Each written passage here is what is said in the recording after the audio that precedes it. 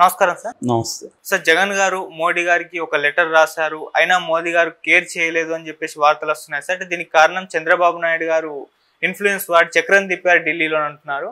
అసలు ఏం జరిగింది? జగన్ గారు ఏం లెటర్ రాశారు? మరి దీని పట్ల ఎందుకు మోదీ గారు రియాక్ట్ అవ్వలేదు? నిన్న వినుకొండలో రషీద్ అని ఒక వైసీపీ కుర్రవాడిని జిలానీ అనే ఒక తెలుగుదేశం అతను చంపాడు. అది అందరూ చూసాము వీడియోస్. దాని మీద చాలా నిరసన కూడా అనేక చోట్ల నుంచి వస్తుంది సోషల్ మీడియాలో. సో ఈ క్రమంలో జగన్ ఈరోజు ఇప్పుడు పర్యటన మొదలైంది వినుకొండకి. వర్షం పడుతుంది అక్కడ, ఆ వర్షంలోనే వెళ్తున్నారు. సో ఈరోజు అక్కడ పరామర్శించి వాళ్ళ ఫ్యామిలీని తను ఒక ప్రెస్ మీట్ పెట్టి మాట్లాడే అవకాశం ఉంది. ఇప్పటి నుంచి కూడా జగన్ యాక్టివ్గా రంగంలో ఎదిగే అవకాశం ఉంది. 22 నుంచి అసెంబ్లీలో కూడా ఈ విషయాలను లేవనెత్తే అవకాశం ఉంది. ఎలాగో వాళ్ళ మెజార్టీ కాబట్టి జగన్ని కానీ వైసీపీలో ఉండే మిగతా 7 మంది ఎమ్మెల్యేలను కానీ బయటికి లాగేసేస్తారు. దాన్ని మళ్ళీ జనంలోకి తీసుకెళ్లే అవకాశం ఉంది. సో అంటే ప్రత్యక్షంగా యాక్షన్లోకి వైసీపీ దిగిపోయిందని మనం అనుకోవచ్చు. అయితే మోడీకి లెటర్ రాయడం ఇప్పుడు సంచలనం క్రియేట్ చేస్తుంది. మోడీకి అమిత్ షాని కోరుకుంటూ ఒక లెటర్ రాశాడు. అదేంటంటే ఇప్పుడు వచ్చిన 40-45 రోజులు రిజల్ట్ వచ్చి ఎన్నికల రిజల్ట్, ఈ ప్రభుత్వం ఏర్పాటు అయ్యి 37 రోజులు ఎంత అవుతుంది. సో ఈ 40-45 రోజుల్లో వైసీపీ వాళ్ళు 31 మందిని తెలుగుదేశం వాళ్ళు చంపేశారు. 300 మంది మీద హత్యాయత్నాలు జరిగాయి. దాదాపు 1050 దాడులు దౌర్జన్యాలు జరిగాయి. ప్రైవేట్ ఆస్తులు 560 ప్రైవేట్ ఆస్తులు ధ్వంసమైనాయి. గవర్నమెంట్ ఆస్తులు ఒక 50 దాకా ధ్వంసమైనాయి. గ్రామాల నుంచి 2705 కుటుంబాలు వదిలి వెళ్ళిపోయారు. ముఖ్యంగా అందులో 1500 కుటుంబాలు ఒక పల్నాడు ఏరియా నుంచే వాళ్ళ గ్రామాల నుంచి భయపడి వలస వెళ్ళిపోయారు. గ్రామాల్లో ఉండడానికి వీల్లేదని వాళ్ళందరిని తరిమేశారు. అట్లాగే 27 మంది ఐఏఎస్ ఆఫీసర్ని, 24 మంది ఐపీఎస్ ఆఫీసర్ని వేధిస్తూ వాళ్ళకి ఏ పోస్టులు ఇవ్వకుండా అట్లా పెట్టారు.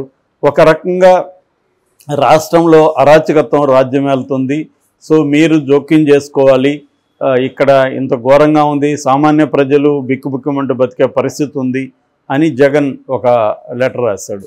సో అయితే మోడీ దీన్ని పట్టించుకోవట్లేదు అనేది ఒక వాదన వినిపిస్తుంది. అయితే మొన్నటి వరకు మనం చెప్పుకున్నాం కూడా, జగన్కి మోడీ అండదండలు ఉన్నాయని మొన్నటి వరకు వినిపించింది. అది ఎందుకంటే జగన్కి 11 మెంబర్స్ రాజ్యసభలో ఉన్నారు, అట్లాగే లోక్సభలో 14 ఉన్నారు. మొత్తం కలిపి 15 మంది పార్లమెంట్లో జగన్ బలం ఉంది. దీన్ని ఉపయోగించుకొని జగన్ మోడీని కొంత డిమాండ్స్ చేసే అవకాశం ఉంది. అదేంటంటే తనకు ప్రొటెక్షన్, కేసులు చంద్రబాబు కేసుల్లో పెట్టి జైలుకు పంపించకుండా ఆల్రెడీ అక్రమాస్తుల మీద ఉన్న దాదాపు 18 కేసులు ఉన్నాయి. ఆ కేసుల్లో ఈడీ సిబిఐ ఇన్వాల్వ్ అయింది. ఆ కేసులు డైలీ విచారణకు కూడా హైకోర్టు ఆదేశాలు ఇచ్చింది సిబిఐ కోర్టుకు. ఈ నేపథ్యంలో ఆ కేసులు ఏమన్నా కన్విక్షన్ పడితే జగన్ పొలిటికల్ కెరీర్ అంతమైపోయే అవకాశం ఉంది. అందుకని జగన్ మోడీతో బార్గెయిన్ చేస్తున్నాడని మొన్నటి వరకు వార్తలు వచ్చాయి. అందుకని ఆయన బెంగళూరులో కూర్చొని అక్కడి నుంచి ఆపరేట్ చేస్తే కొంత సీక్రెట్గా చేయొచ్చు, ఇక్కడైతే అన్ని విషయాలు తెలిసిపోతాయని చెప్పి బెంగళూరుకి వెళ్ళాడు అన్న ఒక నెరేటివ్ కూడా బయటకు వచ్చింది. అయితే ఇప్పుడు మొన్న చంద్రబాబు ఢిల్లీ వెళ్ళి అమిత్ షాతో భేటీ అయ్యాడు. మోడీ అయితే కలవలేదు. కానీ అమిత్ షాతో భేటీ చంద్రబాబు డిమాండ్ ఏంటంటే, జగన్ని మీరు ఎంటర్టైన్ చేయకండి, నాకు అక్కడ ఇబ్బందులు ఉన్నాయి, నేను ఆల్రెడీ మా వాళ్ళు జగన్తో కుమ్మక్కైపోయారు అన్నట్టుగా విమర్శిస్తున్నారు. ఈవెన్ ఆంధ్రజ్యోతి రాధాకృష్ణ కూడా తీవ్ర టోన్నే రాశాడు. తెలుగుదేశం మీడియా కానీ, తెలుగుదేశానికి సంబంధించిన ఎన్ఆర్ఐ విభాగం వీళ్ళందరూ కూడా చంద్రబాబు పట్ల అసంతృప్తితో ఉన్నారు. ఎందుకంటే ఇన్ని రోజులైనా కూడా జగన్ మీద ఎందుకు చర్య తీసుకోలేదు, ఈ పాటికి జగన్ని జైలు వేసేయాలి కదా అన్న పద్ధతిలో అసంతృప్తి వ్యక్తం చేస్తున్నారు. అయితే చంద్రబాబు ఏంటంటే ఆయన సీజన్డ్ పొలిటీషియన్, 45 ఏళ్ళ అనుభవం ఉంది. ఏ పని టైమింగ్ అనేది ఇంపార్టెంట్ రాజకీయాల్లో. సో ఎప్పుడు ఏది చేయాలో అప్పుడు అది చేయాలి తప్ప వచ్చి రాగానే జగన్ని జైల్లో పడేస్తే ఆయనకి నెగిటివ్ వచ్చే అవకాశం ఉంది. అట్లాగే మోడీకి సంబంధించి కూడా జగన్ అవసరం ఉంది కాబట్టి మోడీ కూడా గ్రీన్ సిగ్నల్ ఇచ్చే అవకాశం లేదు. మోడీ గ్రీన్ సిగ్నల్ ఇవ్వకుండా జగన్ని చంద్రబాబు జైలుకి పంపించే అవకాశం కూడా లేదు. ఎందుకంటే మోడీకి చంద్రబాబు ఎంత అవసరమో చంద్రబాబు మోడీ ఇంకా ఎక్కువ అవసరం. కాబట్టి చంద్రబాబు అక్కడేమీ బ్లాక్మెయిల్ చేసే రాజకీయాలకు వెళ్ళే పరిస్థితి చంద్రబాబుకి లేదు. చాలామంది అనుకుంటారు చంద్రబాబు మీద కదా డిపెండ్ అయ్యి మోడీ ఉన్నాడు, చంద్రబాబు అనుకుంటే అవుతుందని. ఆ సీన్ లేదు అక్కడ. మోడీ పరిస్థితి వేరు, అంతకుముందు ఉన్న వాజ్పేయిలు వీళ్ళు వేరు. కాబట్టి మోడీ ఏంటంటే ఎక్కడికక్కడ ఎవడికి వాడి ఫిట్టింగ్లు పెట్టి కూర్చుంటాడు. సో ఏమన్నా తోకాడిస్తే అక్కడ బిగించే చోట బిగిస్తాడు అతను. సో ఆ రకంగా ఇబ్బందులు ఉంటాయి. రెండోది నెక్స్ట్ లోకేష్ ఫ్యూచర్ కూడా చంద్రబాబు దృష్టిలో పెట్టుకుంటాడు. ఇప్పుడేమన్నా తోకాడిస్తే మనం నెక్స్ట్ లోకేష్కి ఇబ్బందులు ఉండొచ్చు మన తర్వాత. అందువల్ల లోకేష్ని సేఫ్ జోన్లో ఉంచాలంటే కూడా ఇప్పటి నుంచి కొన్ని జాగ్రత్తలు తీసుకోవాలని చంద్రబాబుకి ఏంటంటే అహెడ్ ఆలోచిస్తాడు. చంద్రబాబు ఎప్పుడు కూడా లాంగ్ టర్మ్ ప్లాన్ ఆయనకు ఉంటుంది. ఆ విషయంలో ఆయన విజనరీ. అంటే ఒక లాంగ్ టర్మ్లో ఎలా ఉండాలి. మామూలుగా కమ్యూనిస్టులకి మావోయిస్టులకి వ్యూహం ఎత్తుగళ్ళు అంటారు దాన్ని. వ్యూహం ఎత్తుగళ్ళు అంటే స్ట్రాటజీ అండ్ టాక్టిక్స్. స్ట్రాటజీ అంటే ఒక లాంగ్ టర్మ్ ప్లాను, దాని స్ట్రాటజీ. యుద్ధంలో కూడా ఒక లాంగ్ టర్మ్ ప్లాన్ ఉంటుంది. టాక్టిక్స్ అంటే ఇమ్మీడియట్గా ఈరోజు రేపు 10 రోజుల్లో చేయాల్సిన ప్లాన్ల గురించి టాక్టిక్స్ అంటారు. ఈ టాక్టిక్స్ స్ట్రాటజీ అనేది చంద్రబాబు చాలా పకడ్బందీగా వేస్తాడు. అంటే ఇమ్మీడియట్గా ఎలా ఉండాలి, లాంగ్ టర్మ్లో ఏముండాలి. సో ఇవన్నీ దృష్టిలో పెట్టుకొని ఆయన ఒక ప్రపోజల్ పెట్టాడని చెప్తున్నారు మోడీ దగ్గర. అదేంటంటే ఒకటి,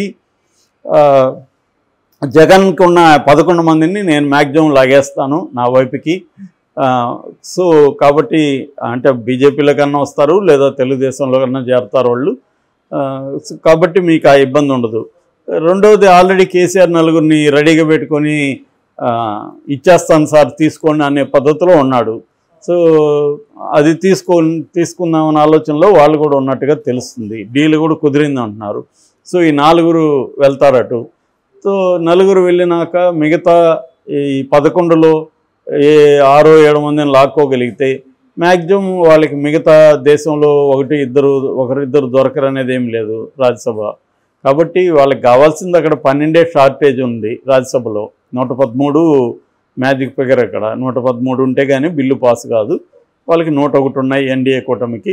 ఇంకొక 12 కావాలి. ఇంకొక 12 కానీ చేసుకోగలిగితే జగన్ మీద డిపెండ్ అవ్వాల్సిన అవసరం లేదు. సో ఇది చంద్రబాబు ప్లాన్ అని చెప్తున్నారు. అందుకనే చంద్రబాబు ఈ ప్లాన్ వేయడం వల్లనే మోడీ అపాయింట్మెంట్ ఇవ్వట్లేదు జగన్కి, మోడీ కేర్ చేయట్లేదు అన్న ఒక వాదన కొత్తగా రంగంలోకి వస్తుంది. అందుకనే జగన్ కూడా బహిరంగంగా లేఖ రాయడం మొదలుపెట్టాడు.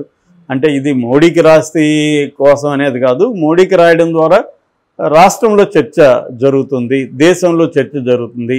దీన్ని రాష్ట్రంలోనూ దేశవ్యాప్తంగానూ చంద్రబాబు చేస్తున్న అరాచక కార్యక్రమాలు, తమ కేడర్ మీద దాడులు, కేసులు, ఇవన్నిటినీ బలంగా తీసుకెళ్లాలనేది జగన్ ప్లాన్. ఒకటి, జనంలోకి తీసుకెళ్ళాలి. దానివల్ల ఏమవుతుందంటే కేడర్లో కొంత నమ్మకం ఏర్పడుతుంది. ఆల్రెడీ జగన్ మీద వైసీపీ కేడర్ అసంతృప్తిగా ఉన్నారు.